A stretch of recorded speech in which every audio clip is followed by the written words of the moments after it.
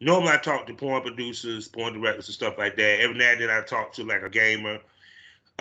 You are my second director that does independent films that I've talked to in my 2 years.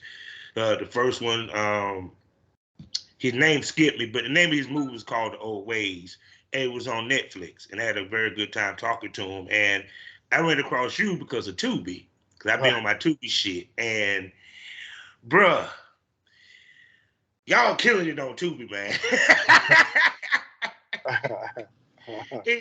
it does it surprise you how popular Tubi is now becoming? Because I'm starting to see a lot of people talk about the black cinema and you guys on Tubi a whole lot this year, especially this year. Right. Yeah, this kind of surprise you, you know what I'm saying? Because a lot of people are starting to discover you guys now. Yeah, kind of, somewhat. I mean, Tubi is growing very big. I mean, um, a lot of people know they got bought out by Fox bought them, Mm-hmm. and they're becoming big in time. They had a Super Bowl commercial. Yeah. So it's definitely a blessing for independent filmmakers to be on a platform like Tubi, to where it can also get them paid at the Mm-hmm. same time. You know what I'm saying? Yeah. So I mean, it's good for them. I mean, like I said, I've been in the game for a long time, almost like 20 some years. I was the very first independent filmmaker to put a unknown cast in a street Mm-hmm. movie in Redbox. And Word. when they wasn't taking no independent, they was only on taking Mm-hmm. well known people, well known directors, top A and B actors. But I made my way through there in Redbox and actually sold more than Django the first night I was released. See, that's what I'm talking about, baby. Yeah. Yeah, because like I said, with the movie, which actually I did which prompted a discussion. The newest one that I've seen of yours was swapped out, Yeah, swap out. and it was different from Recognize. Yeah. You know, period, Yeah. because you didn't go the gangster route with Right. this movie. It was more of a dark comedy featuring, you know, what I'm saying, about relationships, Right. swinging, and stuff of that nature. And I can tell that if a couple watch your film, dog, they had a conversation afterwards, bro. For Yeah. real. Yeah. A lot of people actually had a lot of conversations. It was actually a lot going on with a lot of people, man, sitting back and talking about a lot of people was actually really sitting back talking about discussions about the whole swap out situation and what was going on. So Yeah. the good crazy part about it is it raised a lot of eyebrows to what is really going on out here in the what I'm saying, in the world. Because I Hmm. mean, swapping out is real. I mean, Yeah. it's real. I mean, in the black community, it's on a hush hush level because we try to do things on a down low Yeah. when it comes to doing something like that. That's why I Hmm. named it swap out. Swap out is an acronym, uh, SWAPOUT, for sleeping with another person on unique terms. Mm. So that's the acronym for it. Mm. I mean, Yeah. you got to think one of the biggest um, running clubs in Atlanta is called Trapeze, one of the biggest swingers clubs Hmm. in Atlanta. Been running this as long as Magic City. Mm. Damn. That's why I wish I had known about that. Because when I went to Atlanta, I probably would have had way more fun. Yeah, Yeah, you could definitely get. But I because mean, to I me, want I want I want to go show ahead. people that lifestyle that it do exist in the African American culture. It do exist. It's just done on different levels. White people call it swinging. Black people Yeah. we call it swapping out. Hmm. Hell yeah, because each of the point that it you showed how it went left, and one of the Yeah, conversations that I had on the podcast was that the girl never really talked to the boyfriend about it. Right. She just automatically assumed he'd be down for it, he'd be cool with it, and just threw him in, which actually kind of made it turn left in many ways, Right. Period. And why did you decide not to have her have the conversation? Because this is the thing. For one, I wanted to show on that level, you got to be mentally and emotionally ready for that level. Mm-hmm. I also wanted to show. I didn't want her to bring him in and let him know what was going on, because a lot of us are brought in on that level through our spouse, Mm-hmm. and we trying our best to please our spouse, but we really don't want to be with it. Mm-hmm. But we're afraid to turn them down Mm-hmm. and allow them to go out there and witness it themselves without you. Mm-hmm. So it's like pressure. It's Mm-hmm. like pressure being brought on, and I wanted to show, yeah, it's good when you're doing it, but the aftermath when it's over Mm-hmm. is what you got to deal with. So I want to show the Yeah. good and the bad parts with it, so where because I actually know a real couple in Baltimore who actually was into that lifestyle. Went to a club. He took his wife. Went to the club. They was in there indulging. When Mm-hmm. a dude came to approach, his wife, Mm-hmm. he turned it down because Mm-hmm. he seen the dude was hung like an animal. So he turned it down and told her, man, put your clothes on, let's get out of here. So when they actually put their clothes and left, they was arguing because all night she was with it with him, indulging with him with other women. When a dude tried to go at her, he turned it down. So now Mm-hmm. they took the argument to the parking lot. Mm-hmm. And when they took the argument to the parking lot, 4 guys walked past, not knowing that's his wife, Yeah. because the average dude ain't gonna think you brought your wife here. Yeah. So he like one of the guys said, "Damn, man, if it's like that, you shouldn't have brought her." Mm-hmm. He went and put his wife in the car. As the 4 dudes went to their car, he went and gunned all the 4 dudes down. Damn. So he ended up getting 90 years. He ended up getting 90 years behind that. And where you think his wife went at? Right back to that swinging club. It got To some new find that meat. nigga that's hung like an animal. But yeah, because even to the point, I like the way, and then I get to speak to my smokers.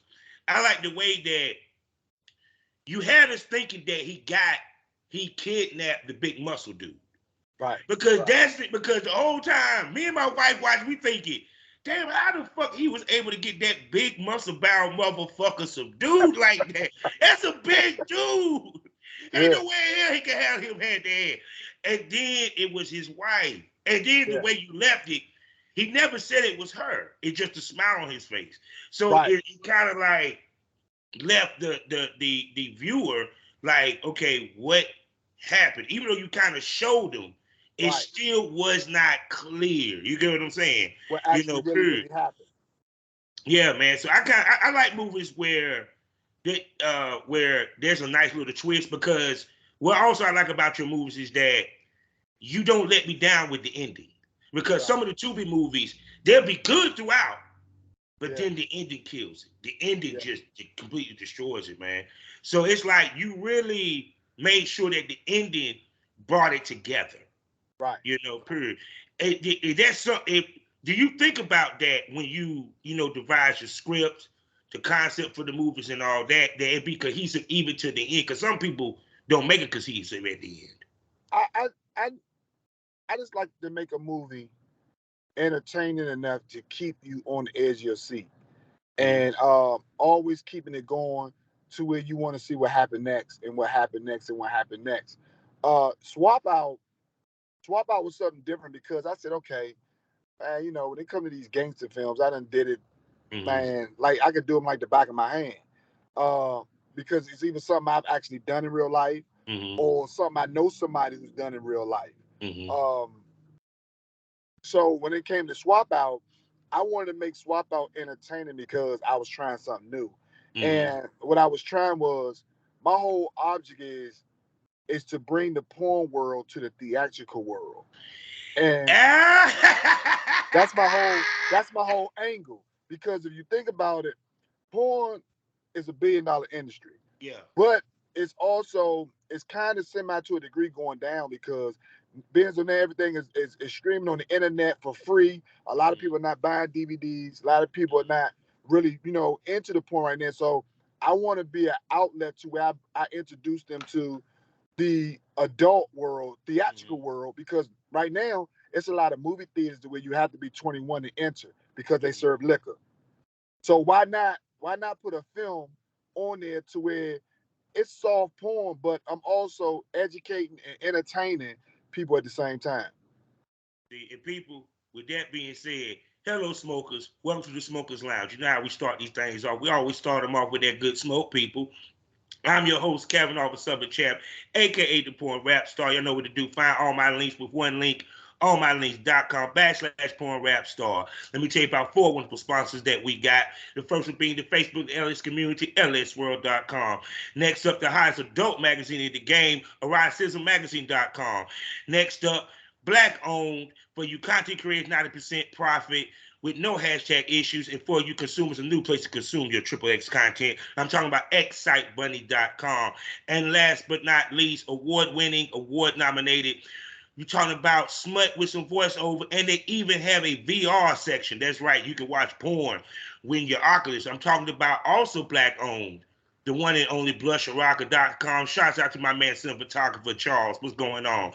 Also, proud member of the GW District Black Podcasting Network. So go over to shopgwdistrict.com and buy Black from over 500 Black-owned retailers, shops, and boutiques. Also, 5 days a week in the mornings, go to fullyswapradio.com and listen to me chop it up with the hottest talent, producers, directors, and everything up under the sun in the game today, every morning. So wake and bake and drink your coffee with us on fullyswapradio.com. Also, check me out on SkyhawkAfterDarkTV.com as well as BGP LLC app. Now, like I told you, I stepped out my wheelhouse because this ain't about porn today. This is about Black independent cinema. And one of the kings of that motherfucker, let me say that now, one of the kings, because dude got them put it down and got them recognized, you know what I'm saying? And he directed the shit. I'm gonna sit back and let this cool brother introduce himself to y'all. What's going on, everybody? It's your main man, director, actor, T Miles, aka T.Millions, aka Mr. Tubi. Hell yeah, and he's got all his stuff on Tubi, and it is banging. Cause even with Recognize, it was like even the way you tied the ending in to where the girl was the lover, the guy that you shot at the beginning. You know what I'm saying? And even to the point that it was, you made a point to explain each situation, hands down or what have you. And and my thing is, when you first start to put together a movie, tell us the steps that you go through first when it comes to coming up with the idea, the scripts, all the way to even finding the talent and putting this cinematic, say perfection together. I mean, it's crazy because I have a formula, what I do, and pretty much what it is. If I come up with a title, because I'm big on titles, like the name of the film. If I come up with that, it's crazy because I can actually lay down, go to sleep, and the whole movie will come to me, word from word. So by the time the next morning I get up, I know it from the beginning to the middle to the end of the film, and I write it. And then once I do that, I might even go, without even having the actors yet, I might even go shoot a cover. And once I shoot that cover and I put it out there, and I put coming soon or something, it's the laws of the universe. It opens up and bring me everybody I need to be a part of it. Yeah, because it's like, because also like when you did the lead role in Recognize, it was like you didn't make him a drug dealer, you made him a robber. Right. You know what I'm saying? And a lot of people go with the drug dealer type connection because that's what you see a lot on the Tubi movies. Right. No disrespect to anybody. What made you decide to go the route of the robber in that versus I'm the big time drug dealer, the guy that's coming up in drugs?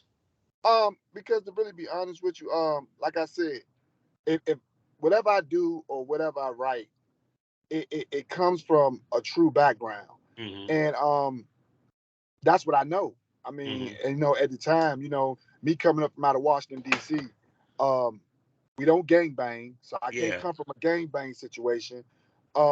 it's a city of men. One man is a game. And that's why we have known who we are in the penitentiary systems for running the penitentiary system. Because it's just a man. It's just a man thing. And when you get 5 or 6 of us together, it's a major problem. So that's why I wanted to really put it as, okay, I'm not gonna sit right here and say I'm just kingpin or none of this stuff. But what I do know, I know the life of that mask, wearing that mask, and tricking people, extorting people, you know, that type of stuff, to where I know I can make a film that's so real that dudes that's in the street gonna feel it. Cause they're gonna be like, man, either this dude do this, or he a hell of a writer. Or he a hell of a writer.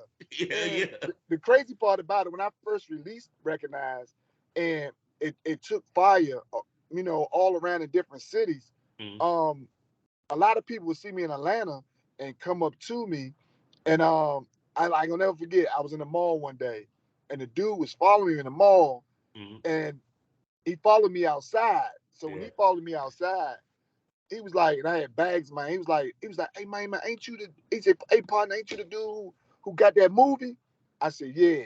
And he was like, this man, I'm trying to get with you.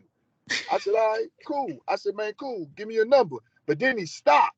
He stopped for a minute, because as I was ready to go put my bags in the car, and he looked and seen I had dealer tags on the car, because at the time I had a car lot. And when he seen me, he thought about it. So wait a second. So that was actually real. That you was a car dealer. That was actually my car lot for real. So when he looked at it, he said, them dealer tags, you sell cars? I said, yeah. He was like, nah, man, I ain't fuck with you. Because in the movie, you was selling cars too, man. He's like, hey, man, I said, nah, it ain't like that. It ain't like that. It's just that everything that was in that movie was mine. That was my condo. That was everything. So that was my actual stuff, but I used it. So, but he still was like, oh, nah, man, I'm good. I'm going to support you, though. I'm going to support you. I was like, all right. But they take it really as being literally real. Yeah, because I ain't gonna front. It brought up, you know, stories I heard about Wayne Perry and shit, the way he was moving that movie out this bitch. You know what I'm saying? Yeah, see, I'm like, shit, they get a Wayne Perry story. You might star in that bitch. and I'm out the Wayne Perry mob. So that's my guy. You know what I'm saying? So a lot of stuff, like I said, I've seen it. If I haven't did it, I saw it. So I mean, you know, it's not like it's being fabricated. That's just how it is. Real talk. I mean, I know dudes that would knock on your door and fake like they plumbers. I know dudes that would knock on your door and fake like they police. So I mean, but it's real. Yeah, because like I said, it was authentic. I felt the authenticness of it. You know what I'm saying? Even with swapped out, I felt it. Because it's funny that you said you wanted to bring like a porn aspect, especially lovemaking. Because when I was watching it, I told my wife, my wife was like, is this a porn? Only thing he misses is the dick and the pussy action, right? but it made it more intense and it made it more real. You get what I'm saying? You know, like that was my whole intention, to where I wanted to look real. I wanted people to be mouth dropped. I want people to be like, oh shit, you know, because I want to change the game. And I want to show people, man, like, I'm tired of seeing the love scenes up under the cover. Man, no, I'm tired of seeing the love scene where the girl still got her drawers on. I mean, I want to make, whatever I do, I want it to look real. I want you to really be like, damn. You know what I'm saying? Like, how did he do that? This is the crazy part. I started filming Swap Out 2 in April, the end of April. If they going crazy about that, they ain't seen nothing yet. Oh man, you gonna do it a second one for Swap Out 2. This is gonna be interesting. You know, because it seems like you're making a little universe here. Dude, let me tell you something. Swap Out 2 is bananas. And when I say crazy, and they gonna be like, how did this dude come up to make this shit so? Because I'm doing a swing off. I'm doing a swing off the character. Like, I played the cousin and Swap Out. But you didn't really see that much of me, only in the car. But see, Swap Out 2, now it's about me and what I'm gonna do for this dude killing my cousin. So it's another whole swing. But the cleverness, what you're gonna see, is that everything that happened to him Yeah. is gonna happen to me Mm. in the same format with my girl. Mm. Yeah. That's gonna be interesting because dude wasn't a gangster. Nah, You are the gangster, so now it gives a different feel with it, it's a whole different and feel. probably even a different, more crazy outcome. A more crazier outcome, a more streeter feel, to Mm. where I don't care how street you are, it can happen to you. Yeah, most definitely. So when you film these scenes, right, or what have you, excuse me, when you film the movies, I'm sorry, I'm so used to talking porn star, Right, talking right, about right. scenes, you know, um, finding the places to film it at, Yeah, because I noticed that you filmed at a hair salon, right. stuff like that. How you go about finding the spots to film the visions for these scenes, for each of the scenes for the movie? Um, like I say, I'm very well connected with a lot of people. A lot of people that's business owners. Like in Swap Out, once again, Mm-hmm. that was my house. You know Mm-hmm. what I'm saying? That office, that was my office. So a Word. lot of the stuff actually be mine, but I'm also well connected with a Mm-hmm. lot of business owners. A lot of people who own stuff come to me saying, "Man, dude, you can use my shit if you want to," Mm-hmm. because they want Word. the advertisement. Yeah, because I saw that the City Boys had their whole song in that motherfucker. And you Yeah. have- And the crazy part at that time, uh, the city boys was managed by me Mhm. at that time. So me, I'm just the kind of person I take advantage of all angles I can. Word. That's what I'm talking about. So let's go in the time machine. What got us into the movie industry? Well, a lot of people already know. Me coming up in this industry, I always been business partner or partners with Master P. Mm-hmm. So P actually really taught me the whole game to Mm-hmm. to everything. He taught me everything. I hats off to that dude. Like everything you see me doing, I learned from him really. So Mm-hmm. once he showed me that, I was like, man, I can do this. And it's nowhere in hell, once again, me being a hustler, it's nowhere in hell that you could be that close with a person who made 500 million for himself and you not learn nothing. True that. True So, that. when others choose to laugh and kick it and play around them, I studied. Mm-hmm. I studied and I came to Atlanta, and applied it to myself and it worked. So, what was your first movie that you had put together? My very first movie I did was a film in DC. Was like I think that was like 2003. Mm. A comedy called Playing Big with Word. me and BET comedian Mike Brooks. Mm-hmm. Um, we never did nothing with it because like at the time I didn't know the business, I didn't know the game, Mm-hmm. and it wasn't no streaming platforms then. It was Yeah. only Blockbuster. Mm-hmm. So, or BET. So I was like, well, damn. So what we doing? We was running around just with it in the streets. Mm-hmm. So, but by the time I left DC and I moved to Atlanta in '05, when I got here and I was doing films, it was nobody here but William Packer. Tyler Perry Mm-hmm. wasn't even here yet. Mm-hmm. So I started banging them independently. And but then I had to stop because I was going from Atlanta to LA back and forth. So I ended up doing a movie called Internet Dating with me and Katt Williams. Mm. Word. Yeah. He just flexing all over the podcast, ladies and gentlemen. This baby doing his shit, as you can tell. So, because that's one of the questions I did ask the guy for old ways. How did he Yeah. get it on Netflix and stuff like that? Yeah. Because the hardest part is getting it distributed, finding Yeah. where it can be put. Because, like you said, you was one of the few independent artists to get your shit on Redbox. Right. And Redbox, like you said, not many people get on Redbox, if any. Nah. Nah. Period. Nah. So how did you find out how to move to get your stuff on these platforms such as Tubi, such as Amazon Prime, and so forth? I mean, pretty much like I said, it was just a blessing. Like how I got with Tubi was a blessing from me dealing with P, because Mm-hmm. P the kind of guy like this. If he don't care who you are, if you come up to him and want to do some business, he not gonna give you his number. He gonna tell you, man, give it to him. Mm-hmm. So by me right there being right hand with wherever he's at, whatever he's doing. Mm-hmm. It was always me having everybody's phone number. Mm-hmm.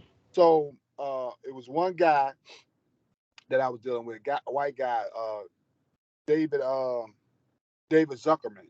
Mm-hmm. And Yeah, I heard that name before. yeah, I reached out to Dave. I reached out to Dave one time and just to see how he was doing. And Mm-hmm. I kept telling everybody this Tubi thing hot. It's gonna blow. And I kept saying, I'm gonna get on it. And just so happened I went and checked out. I seen Dave's number and I called him just to see how he was doing. And I Mm-hmm. hadn't talked to him in probably like 4 or 5 years. Mm-hmm. But he still had the same number. He was like, man, you doing good. I was like, man, you know what? He was like, what you up to? I said, I'm still doing films. But man, right now I'm trying to find out, man, I'm trying to get on this Tubi thing. Because everybody's, getting on this Tubi thing and I feel like it's hot. And that's when Mm-hmm. Dave said, oh man, I know the owner. I was like, you know the owner? He was like, yeah, I know the owner. He's my partner. Matter of fact, you got a pen? So I was like, yeah. He's like, take down his email, take down his phone number, tell him Dave, man, recommended you. Matter of fact, I'm gonna send him a text right now. Give him a call tomorrow. Mm-hmm. That was it. That was Word. it. That was it. Word. So shoot. So because it's like because even when I think about back in the day with the black exploitation films, because they had to do a lot of being in the movie theaters. Yeah. And it took, what I'm saying, them not being in other words, they weren't in all the movie theaters, but they were in, a certain amount of them and stuff like that. Now you got all these streaming services that cater to Yeah. independent um filmmakers. Um it it it really opened the door for content creators. Big Yeah. time. Period. Because it's like now that because like you said before, you really didn't know where to put it and everything. And I'm starting to see more of them pop up because I'm like, Detroit is hot. Man, Atlanta is hot. shout out. Let me tell you something. Big shout out to Detroit. I love them dudes grind. I love their hustle. And big shout out to my man Murder Pain, man. Yes, man. Man, Woo, yeah. I rocks with them dudes, man. I love to see the grind come to life like it do. Mm-hmm. And them dudes is really doing it. They motivate me. I'm gonna be honest with you. Yeah, because even to the point where I'm seeing like they're doing fucking movie premieres like Hollywood up that bitch. I know that Yeah. Nina Monroe, she dropped her newest movie, I can't pick the name of it offhand, just the other day, period. I saw Murder Pain pictures of them and all that stuff. And do all y'all connect to a certain extent, trade ideas, trade actors and actresses? You know what? I just really kind of connected with Murder Pain because Yes, I um would love to see y'all two in the goddamn movie. Yes, yes, let's make that happen. Yes, I mean, yes. yeah, I mean, I just connected with because one of the gossip where those social media people who be having all those like blossom Yeah. and media takeout. They put a picture of me and Murder Paint together, Mm-hmm. saying shout out because I see these two dudes all over Tubi, Yeah. and when they put it out, it went viral with everybody, Mm-hmm. and pretty much, he reached out. I reached out. He gave me props. I gave him his props. He said he was a fan. I was a fan of his. That was it. I just love for black people to come together like that instead of there's hate and all that. Yeah. Because I'm a big fan of McGregor Ave. I'm a big fan of that show, and I got a series I'm ready to come out now. We're Yeah, doing. I'm about to say, I know you. I smell you gonna be doing the series at some point. Oh man, this series is not a game. But that's what It's the not a game is at it's now. not a game. Honestly, the series. Yeah, yeah. Period. Because that's what people want to see. They don't care if it's 5, 6 episodes or 8. You know Man, what let I'm me tell saying? you something. And to you, because I didn't even know you was well connected with the porn world like that. Yeah. Man, let me tell you something. Any of those porn artists that's ready to come over to the theatrical world, Mm-hmm. send them to me. Oh, I got you. Send them to me because I got an idea that's gonna take the world by storm because that's the next level we going to. Yeah. And a lot of people are afraid to touch porn because of the stigma. It's gonna Mm-hmm. take somebody like me who's a guerrilla director who can Mm-hmm. make things happen like that to where, like I Mm-hmm. said, I'm gonna bring the porn world to the theatrical world. Yeah, because I've been said this. I had this conversation with many of porn stars. I said we don't film to make DVDs no more. Right. And I said it somebody need to be able to make a movie that involves porn, but you can edit it in a way that you can put it on main TV, and then you have a more X-rated version, which is separate for the TV, period. Which I'm surprised anyone really tried to do that, because you are able to tell stories with porn. Like, I can see, even with Swap Out, that you have an extended scene where you see the girl fucking, but they fuck for about a good 15 minutes, pop, shot, and every goddamn thing. I can do that. I can do that. I got, as soon as I finish this, as soon as I finish this Skype interview, I'll be in there. I can do that. But I got an idea. Like, I have a whole series, and to where the way I can get it done, I can introduce the world to the porn world, to where I can really put it on a major network. You know what I'm saying? It's no different. It's no different than the Playboy Channel, because television is ready for it now. If you look at shows like P-Valley, Power, all them, they're showing real live sex scenes. You just don't see no penetration. Yeah, because understand, even on the homosexual side, P-Valley, that was as graphic as it come, bro. Right. That shit was raw. Shit was raw. That's the world we going in right now. Anytime you got someone like Tyler Perry, a so-called church dude, he has, putting his name on a show called All the Queen's Men, where they showing all the men dick prints. Like, come on, dude.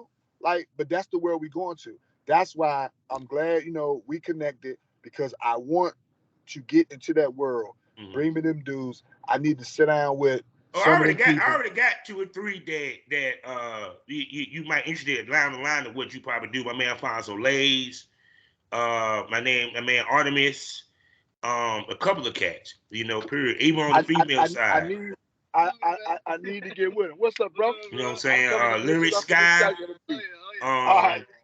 Like I said, what I do is I hit him with a little DM and say, look, holler at my man. He looking for people to come in, and tell him what you're trying to do. Because to me, that is the perfect merger of the actual theatric with the porn, period. Because now you tap into 2 lanes. You tap into the mainstream lane, because also, because especially if you edit it, because of course to put it on Tubi, you're going to have to edit it down regardless. Right. But then also now I can tap into the porn lane, because now I can put out a full theatrical movie, whether it's on Adult Time, whether it's on OnlyFans or what have you. And I think that's next level. Period. And then you add to it the Oculus shit. Let me tell you something, bro.